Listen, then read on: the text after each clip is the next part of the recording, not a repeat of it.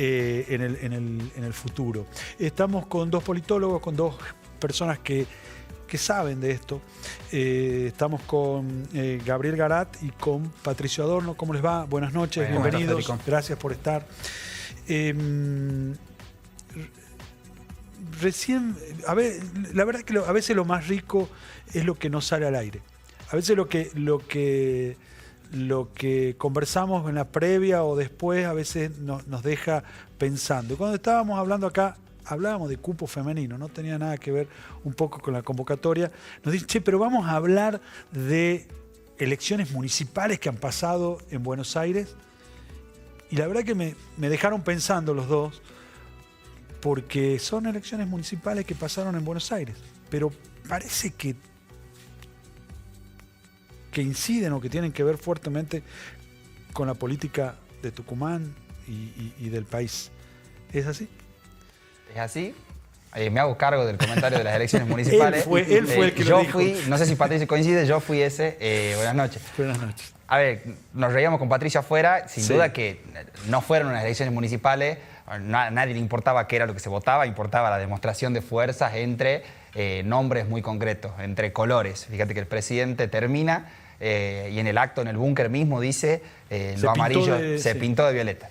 Y estamos empezando a ver un intento extraño que es el de volver a construir un paraguas a partir de colores, ¿no? Parece que se había caído el paraguas amarillo, entendido como Juntos por el Cambio, no como PRO, y parece ser que el presidente busca abrir otra vez un paraguas violeta. A mi modo de ver, el intento es lo mismo que pasó Mirá lo que están poniendo en la producción en estos momentos, no sé si se está viendo, si los televidentes lo están viendo, pero ahí está, ¿no? Lo que vos estás diciendo, el cambio del amarillo al violeta y todavía con un azulado fuerte. Y que esa apertura de paraguas, para mí, lo que intenta es que la frase de Milei, de Adorni es Milei, pueda replicarse en la mayor cantidad de lugares posibles, ¿no? Que el candidato local sea, en Tucumán, ¿quién será? ¿Catalán es Milei? Esa es la pregunta, no lo sabemos. Creo que el intento de construir ese paraguas desde el Estado, con el aparato del Estado, ocupando cargos importantes en Radio Nacional, un poco recurriendo a la política tradicional de siempre para intentar vender algo nuevo.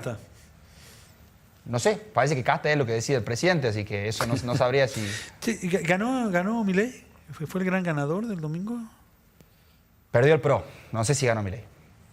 Ganó Milei. De hecho, en la elección de la Ciudad de Buenos Aires hay dos grandes ganadores. A ver. Javier Milei y Horacio Rodríguez Larreta. Javier Milei porque logró desbaratar la estrategia, a mi juicio acertada, de separar las elecciones, porque la nacionalizó a tal punto que era lo mismo votar ahora que votar en octubre. De hecho, probablemente si hubieran ido juntas las elecciones, en octubre el desempeño del PRO hubiera sido más parecido al de Larreta que al que tuvieron, porque claramente, y esto se encargó Casa Rosada de hacerlo, puso al mejor candidato que tenía con el mayor activo político que tiene el gobierno, que es el sello La Libertad Avanza. Lo único que está indisolublemente ligado a Javier Milei. Y el gran ganador, Horacio Rodríguez Larreta, porque fue por fuera de toda la estructura partidaria y fue el único que movilizó al votante independiente de Cava. Porque la baja participación lo que nos mostró, y esto en criollo, es que estas elecciones de baja participación son las mejores para aparatear la elección, para mostrar el aparato partidario político de cada uno de los sectores. Nosotros desde Meraki encuestamos en Ciudad de Buenos Aires, el dato que más fielmente reflejó el resultado final fue el voto por el espacio político, no por el candidato. Y eso es un dato importante, porque creo que nosotros lo charlamos en otro momento, La Libertad Avanza no tiene vocación mayoritaria, tiene vocación de ser la primera minoría intensa. Y la primera minoría intensa, o las minorías intensas que concurren a votar en escenarios de baja participación, se sobrerepresentan. Tienen más peso del que deberían tener. Y me parece que es el esquema al que aspira Milei, que de hecho, amparándose en el escudo del color morado, del sello de La Libertad Avanza, va a tener pocas dificultades a lo largo y a lo ancho del país si se repite esta tendencia, baja participación electoral. ¿Y si no hay baja participación electoral? La pregunta sería, veíamos el mapa que ponía la producción, los lugares donde mejor le fue el peronismo son las comunas de Ciudad de Buenos Aires que tienen menos ingresos, que son también las comunas donde menos fue a votar la gente. El cordón norte de Ciudad de Buenos Aires es el cordón más rico y más poblado de la clase media porteña, que es el que rápidamente salió a bancar a Manuel Adorni, pero debajo el peronismo que viene creciendo, que de hecho Santoro, más que un perdedor, es un hombre que consolidó al peronismo en la Ciudad de Buenos Aires, porque uno tiene la tentación de ir a la inmediata anterior, donde era candidato a jefe de gobierno porteño, pero duplicó el valor, el porcentaje de votos que el peronismo sacó en la inmediata anterior, que es comparable, en la del 21. Y eso es importante. Para que se eligieron se elegían legisladores porteños. Sí. Entonces uno empieza a ver que está muy cerca de romper el techo que tiene desde Ibarra a la fecha, desde 2005 a la fecha, el peronismo en Ciudad de Buenos Aires. Y me parece que es lo que estamos empezando a ver en todas las provincias y que probablemente sea la tendencia de cara a octubre, y me parece que al gobierno eso le sirve. Gabriel, ¿ganó Rodríguez Larreta? ¿Lo ves así? Coincido que demuestra capital político propio en un momento en el que hasta se sentía una especie como de venganza personal, ¿no? Cuando uno le veía los gestos a Larreta. Bueno, cómo salió a declarar totalmente. Eso sí, ese debe ser el gesto más humano del candidato más robotizado de la política. Hay una nota muy interesante después de las elecciones que hace, si no me equivoco, con Novarecio, donde Larreta dice, dice que me roboticé demasiado. Bueno, habrán dado las encuestas a otra cosa y ahora tiene que mostrarse haciendo topollillo y ese tipo de cosas. Yo creo que Larreta un poco, si no hubiera estado el resultado de Larreta, yo te decía que, un poco como lo que decía Patricio, la consolidación de electorado y el intento de que el sello de color pese es muy importante en este momento. Ahora esa lógica parece que no se aplicó a Larreta y ahí está el gran triunfo de él. En un momento donde el que iba con una sola lista ganaba, él fue con la propia y le fue bien. Habrá que ver si algún otro se anima a hacer lo mismo. ¿Por qué le fue bien? Porque salió quinto, cuarto, no sé. Porque compitió contra todo el aparato oficialista de la Ciudad de Buenos Aires y contra el aparato de Casa Rosada y solo demostró que tiene capital y caudal político y que tiene cómo volver a crecer, que encontró otra vez, que supo a quién hablarle, que encontró otra vez la línea, que no está perdido, que algo ve, no sé si la ve, dirían los libertarios ahora, capaz que Larreta no la ve en sus algo ve, evidentemente algo ve. Porque sin el aparato de la ciudad sacó un montón de votos que nadie esperaba. ¿Cuál es el mérito de Adorni en esta elección? Haber sido la voz, el fiel reflejo de Javier Milei, y con su presencia y con la presencia del presidente y todo el gabinete, haber nacionalizado una disputa que el PRO quería municipalizar, que de hecho la municipalización del PRO la terminó capitalizando Larreta con el olor a pis en la ciudad. Digamos, al único que benefició fue el crecimiento de Larreta, que va a ser la espina clavada en el costado de la gestión de Jorge Macri de acá en adelante. Y creo que el ejercicio de Adorni, más allá de que él tiene una particularidad, tiene peso propio que no tienen otros candidatos a lo largo y a lo ancho del país, marca que el sello partidario es importante, marca que el paraguas morados es importante y que es una variable a tener en cuenta. De hecho, Salta fue un claro ejemplo de la superposición de la agenda, sobre todo Salta Capital, donde la Libertad Avanza sacó 6 bancas, porque la Libertad Avanza fue con un mensaje: votemos representantes de Milei. Y ese va a ser el mensaje que de ahora en adelante empecemos a ver cuando planteemos la campaña nacional desde agosto. Y me parece que es el gran peligro que corren los oficialismos provinciales que busquen provincializar la elección de cara a octubre, porque hay que ver si van a ser capaces de evitar lo que le pasó a Jorge Macri, que le nacionalice la disputa. Creo yo lo va a hacer en los distritos que eligen senadores. Tucumán no elige senadores, y en los distritos que tengan mayor volumen electoral. Tucumán sí es uno de los que tiene mayor volumen electoral. Quizá por eso lo que hablaban al principio con Gaby respecto de Germán Alfaro y Federico Mazo tanteando el frente con Osvaldo Jaldo. Cerrar la capital lo máximo posible, comprometer a la intendenta para que en los lugares en los que mejor le va a Javier Milei tenga la menor penetración posible el color morado. Antes de que vayamos a Tucumán, Macri fue el gran perdedor, o por lo menos así se vistió, o ese fue el discurso que trató el oficialismo o el mileísmo, por decirlo de alguna manera, en la evaluación de la elección del domingo. ¿Coincidía en eso? Toda la política hoy se juega en 3 tiempos. En 3 tiempos. Lo que pasa, lo que dicen los actores involucrados y lo que se dice de lo que se dice. Entonces es una cuestión de expectativas. Sí. Vos me decías, ¿Larreta no perdió? No, para nada. Su expectativa era conseguir lo que consiguió, hasta capaz que menos. Entonces, desde el punto de vista de cómo pensaba que le iba a ir y cómo termina saliendo, gana. Macri iba a sacar la mayor cantidad de votos posibles para venderse muy caro y ser parte del armado violeta-amarillo para las elecciones de octubre. Ahora ya no tiene que vender. ¿Qué vende? Con esa cantidad de votos, con todo el aparato de la ciudad, ¿qué vende? ¿Olor a pis? Ese es el problema. ¿Qué discurso construye ahora para decir yo tengo el armado más importante porque otrora hice un partido que, chao, olvídate, no existe más eso?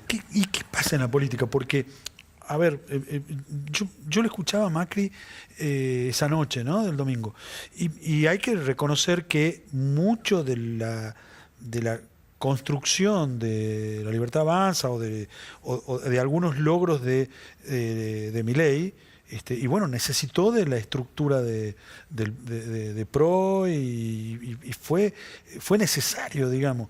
¿Y se destruyó todo eso?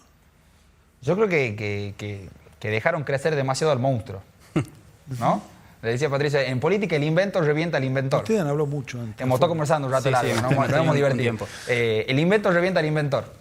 Entonces ese que aparecía ahí para sacarle votos a Macri por derecha, le termina ganando a Massa y se sale de los papeles y aparece. Al que le prestaron la estructura para que arme fiscal y partido en provincia de Buenos Aires, le gana la elección y pierde. Y ahora el que intentaba construir un discurso alrededor de lo distinto al kirchnerismo, que se empieza a tratar de apalancar en lo de Milei, no se anima durante prácticamente 1 año y medio a combatirlo, y cuando quisieron salir a combatirlo ya era demasiado tarde. Entonces ahora lo amarillo es una fotocopia de lo violeta, es como que se destiñó. ¿Viste cuando queda algún cartel en la calle viejo de unas elecciones que se queda amarillo así? Bueno, el color amarillo hoy es eso. ¿Para qué voy a ir por la copia si tengo el original?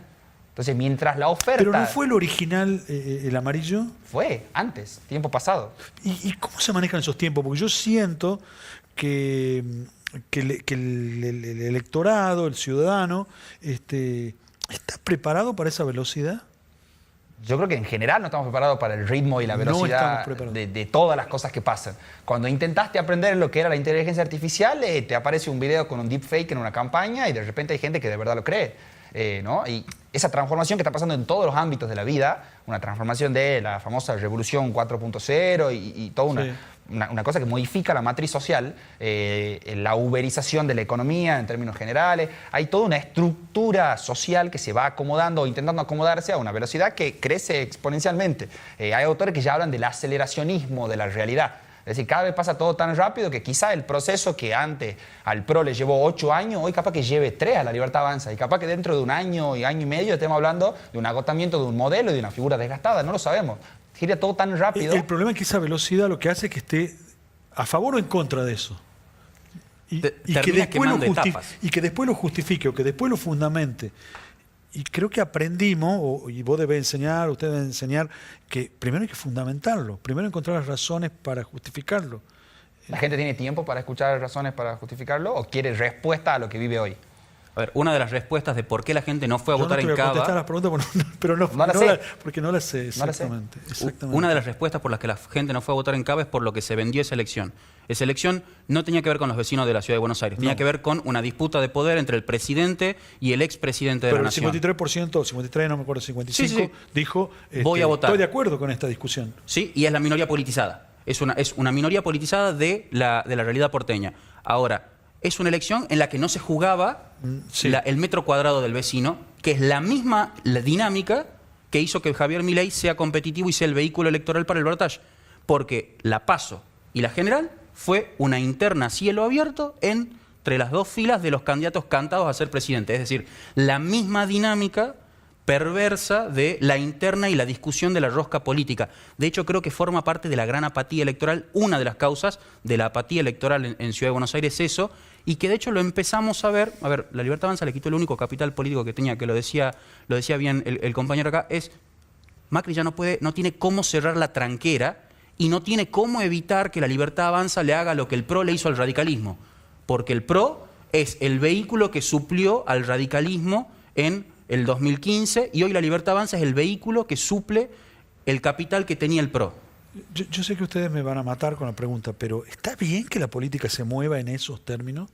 Yo creo que lo que está mal decididamente es lo que decía Patricio, que no se intente representar los intereses de la gente y que la discusión pase por otro lado. La política en Tucumán probablemente dentro de muy poco empiece a discutir estos satélites del oficialismo provincial. Si Alfaro sí, si Masso sí, y yo no sé dónde queda la discusión de la gente. Pero la política ya no necesita de la identidad que necesitaba antes. Y yo me pregunto si las personas necesitamos esa identidad en las categorías tradicionales. Parece muy abstracto y filosófico, pero sí creo yo que las identidades hoy de todas las personas fluyen mucho más, los intereses son muy difusos, lo que hoy me gusta en 2 meses ya no, y todo eso se traslada a la política de una... A ver, hoy yo me identifico más probablemente con un candidato que represente una idea mía en una causa que en un conjunto de causas, ¿no? Entonces, un causismo. Yo soy caudillo en esta causa. Pensa Ficha Limpia. Pensá cómo se convirtió en el proyecto de Los Penatos. Hay un montón de gente que capaz que Los Penatos la conoció por ese proyecto, que no es de ella, que es un proyecto de la sociedad civil, pero digo, lo ejemplifiquemos con eso. Que conoció ese proyecto por ahí, que la conoció a ella, pero que después capaz que no opina como Los Penatos en un montón de otros temas. Entonces, el intento es cada vez más capitalizar nichos chiquitos de temas. El desafío es cómo llevas eso a un apoyo generalizado, ¿no? Entonces, sí creo que este público muy politizado que decía Patricio recién es el que tiene muy claro qué le gusta y qué no le gusta de la persona que va a votar. Es decir, nadie fue a votar a Adorni con los ojos cerrados. Todos saben qué sapos se comen, más o menos, los politizados. El tema son todos los otros, que cada vez son más. Entonces, mientras la discusión política se aleje de lo que la gente siente que le importa, y bueno, cada vez más empiezan a presar los aparatos locales, cada vez más esas cosas juegan, y quizás los gobernadores están contentos con eso, porque de esa manera pueden tener una herramienta para influir en los votos que el presidente de la nación le tiene que disputar con mucha más cantidad de recursos, porque está a 1.500 Pero así kilómetros. dura menos también, es muy cortito el capital o las posibilidades de ejercicio del poder de... Por eso tengo que tirar bombas cada 10 días. Por eso tengo que, en términos del gobierno, quitar un curro, correr a alguien, hacer una declaración polémica, y tengo que mantener vivo ese nivel de tensión todo el tiempo. Atentar contra el periodismo. Elija usted el propio, digamos, elija usted, docente universitario, jubilado, hay que ir semana por semana tirando un tema distinto para mantener el control de la agenda. ¿Y no estamos generando una sociedad violenta con eso? Vamos a preguntar a mí, sí. Yo creo que esa forma de reproducción de discursos no me parece que favorezca algo que la gente necesita. Lejos de que la gente le griten y le expliquen cómo es la sociedad, la gente lo que necesita es que alguien la escuche. Correcto. Hay que ver quién no está escuchando. ¿Cómo se trasladará todo esto a Tucumán? A Tucumán creo que se traslada en una gran preocupación, sobre todo para Casa de Gobierno, pensando en el sector de la sociedad tucumana que quiere votar en contra de Milei y el sector de la sociedad tucumana que quiere votar a favor de Milei. Si uno piensa en los espacios políticos que están en contra de Milei... Milei va a ser Milei va a ser el centro, va a ser apoyar o no... Estoy a favor o en contra. Exactamente, darle más diputados o menos diputados a Javier Milei. Ahí se paró, en ese discurso se paró Noguera y Mansur, pero bueno, Mansur no habla, así que no sé muy bien. Habla poco y nada. No habla. Por lo menos no habla públicamente. Sí. Que de hecho, ahí también hay un elemento, porque la pecera de los antimileístas en Tucumán, en esa pecera pescan 2. En la pecera de los que quieren apoyar a Javier Milei, pescan más de 2. Pesca Fuerza Republicana, pesca la UCR, pesca el PRO, pesca una parte del gobierno provincial que está en una posición dialoguista porque tiene un electorado que lo quiere Osvaldo Jaldo y que lo quiere a Javier Milei. Entonces, cada vez que se pare más sobre una pata, pierde el apoyo de la otra. Digo, de repente es una preocupación, y más sabiendo que es difícil provincializar la elección, porque el tema de discusión está claro. ¿Vos pensás que no va a haber provincialización de la elección? Yo creo que va a haber una superposición de agendas y va a terminar pesando en la mente de los ciudadanos, porque vamos a tener boleta única. Sí. Vamos a tener boleta única, va a terminar pesando... rápidamente qué es boleta única. Boleta única, los ciudadanos vamos a ir a las urnas, nos van a dar una cartulina y en esa cartulina van a estar todos los partidos políticos y la categoría que vamos a elegir, que es solo diputados. Y una lapicera. Una lapicera, tildas lo que vos querés votar, cerrás y a la urna. Nada más, es todo, no va a haber más boleta partidaria. Bien. ¿Y eso va a favorecer a qué? Eso va a favorecer al capital político de la Libertad Avanza, es ir y encontrar rápidamente el sello partidario. ¿Y no del PJ? Ahí está la duda. El PJ va a bregar por la unidad y va a resolver el problema que tuvo el PJ a lo largo de las últimas 5 elecciones provinciales. Va a tratar de hacer lo que hizo Santoro con su lista, que minimizó la fragmentación. De hecho, por fragmentación perdió 2 puntos nada más de sectores del filo peronistas. O va a ir dividido. Porque si va dividido, Jaldo se tiene que garantizar que toda su oposición provincial vaya dividida. De otro modo, pone mucho en riesgo su propia supervivencia política de los 2 diputados que tiene que renovar. Claro. Es cierto que, según los números, el peronismo unido en Tucumán tiene una posibilidad muy cierta de disputar 3 de las 4 bancas. fragmentado, el que llegue de la tercera fuerza al 15% de los votos puede pelear. ¿Será Roberto Sánchez? ¿Será el sector mansurista, kirchnerista de la provincia? ¿Será otra fuerza? No lo sabemos, pero la cuestión central es el posicionamiento que se tenga delante de Milei. Y vimos que la Unión Cívica Radical no entró en Ciudad de Buenos Aires, no sentó una banca, perdió contra la izquierda. Vimos que los sectores intermedios cada vez se achica más la avenida del medio. La necesidad de identidades fuertes y de respuestas claras a problemas que conformen mayorías transitorias, que es lo que planteaba Matías recién. Digo, es eso. En el fondo termina siendo eso. Termina siendo... No nombraste a Creo en ningún momento. ¿Te lo olvidaste de gusto? No, porque Creo tiene no existe. Una posición que hoy tiene que renovar, pero que no sabemos si va a estar dentro de la alianza mileísta, va a jugar por fuera, le va a restar votos a Javier Milei, va a armar un armado por fuera. Creo no quiere dejar de ser Creo y la Libertad Avanza quiere que sea Libertad Avanza. La Libertad Avanza quiere ser pura. De hecho, la elección en Ciudad de Buenos Aires realza o reafirma la idea del purismo ideológico. Pero porque Marra quedó afuera. Si no fuera como dice Patricio, es decir, si su hipótesis no fuera así, a Marra le hubiera ido mucho mejor. Es otra vez lo mismo. La realidad hoy en la política se plantea como maniquea. Defina purismo también. O sea, el purismo de lo que dice el presidente. Mientras el presidente controle la agenda y diga, este que yo mando aquí es el mío, tiene la posibilidad de hacer eso.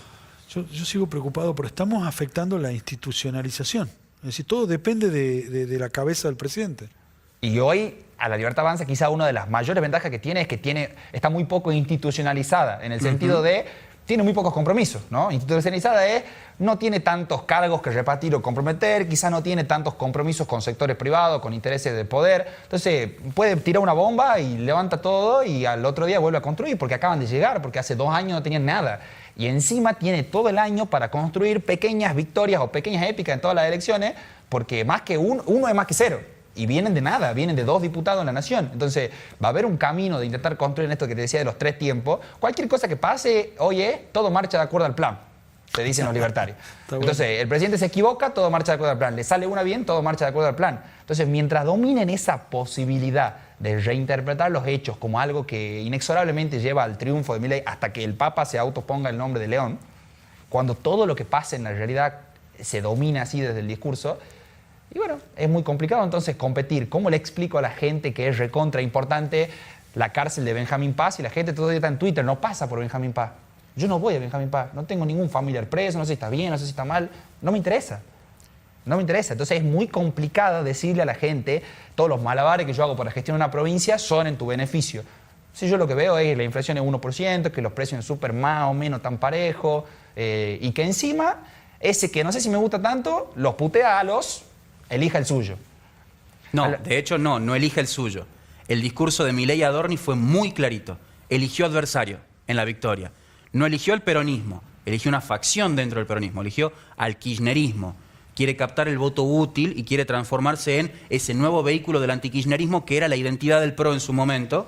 Y además, un elemento que vos mencionabas recién, ojo, porque la inflación, que era el tema que construyó la mayoría coyuntural que hizo a Milei presidente, ya no está entre los principales problemas y está la corrupción. Y la clase política, en todo su conjunto, por la falta de compromisos y por la debilidad institucional que tenía, nunca presionó lo suficiente a Javier Milei para acercarlo al borde del abismo. Siempre se contuvo. En junio se vencen las facultades delegadas y hay que ver cómo actúa el Congreso. De hecho, una de las condiciones para la unidad de Osvaldo Jaldo era que los diputados tucumanos empiecen a votar diferente, que se empiecen a acercar más a la línea del peronismo. Bueno, veremos cómo transita Javier Milei este camino en el que hay un problema de segundo orden en la mente de los ciudadanos, que es la corrupción, y ya no está la base de sustentación transversal porque cada vez daña más a los propios aliados. ¿Está en la mente el tema de la corrupción? Sí, en las encuestas nacionales y locales a las que tenemos acceso, es la corrupción el principal problema. Y es un problema de segundo orden, porque la cuestión material está cada vez más reducida respecto a la problemática. Quizá por eso se cerró la investigación por el caso Libra, ¿no? El gobierno también gobierna... Por eso, justamente por eso, pensaba que no... El gobierno cerró su propia investigación. Claro, cerró su propia investigación. Y lo que dice Patricio, bueno, ¿por qué no habrán presionado y por qué no se habrán conseguido las mayorías para avanzar con esa comisión investigadora, ¿no? Entonces ahí también cabe algún tipo de responsabilidad hacia el resto de los actores políticos de por qué no se intentó imputar de manera directa. Hubo muchos que intentaron hacer malabares. Sí, esto nos parece grave, pero... ¿Pero qué? ¿Es grave o no es grave? Si toda la realidad es maniquea, si estás con el cambio, estás contra el Bueno, lo cambio. mismo pasa con Ficha Limpia. Totalmente. o sea, Ficha Limpia se cayó en primera instancia por decisión del presidente de la Nación y en segunda instancia por un gobernador que dice que lo llamaron de Casa Rosada. Vamos a suponer sabemos qué pasa. Vamos a suponer que el presidente no tuvo nada que ver. Ahora, ¿no es un fracaso de la sociedad Ficha Limpia?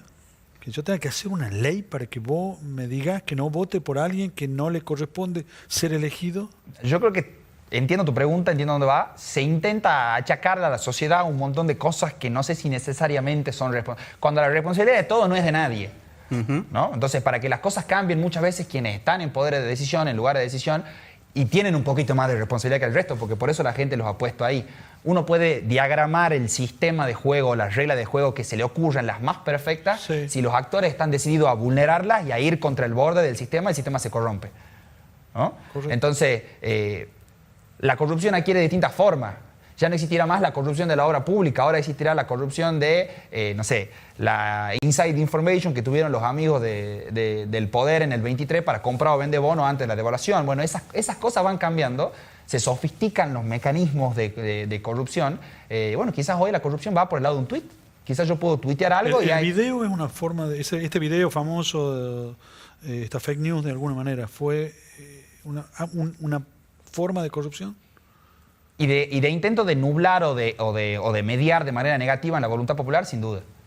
Sin duda. Son cosas que no le ayudan a la democracia, que la política, el mundo todavía no termina de entender y de acomodarse, y la política, que sí, que como institución, la política, le pongamos el nombre, siempre es más lenta que los cambios sociales.